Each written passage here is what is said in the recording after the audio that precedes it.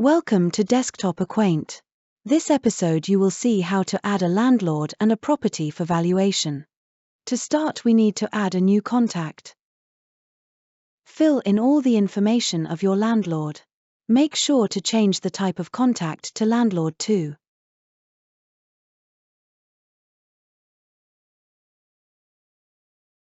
Don't forget to add in as much information as you have been given by the landlord too. After saving the record, a prompt will come up asking if you'd like to add the contact's property. Click Yes. We are filling out the details of the landlord's property that he, Keanu, would like to rent out.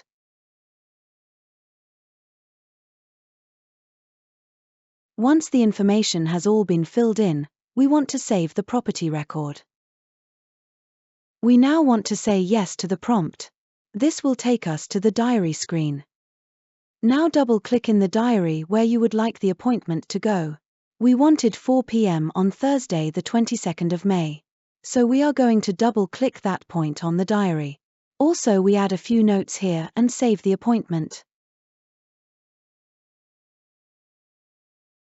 You have now learnt how to add a landlord, their property, and how to add in a valuation appointment.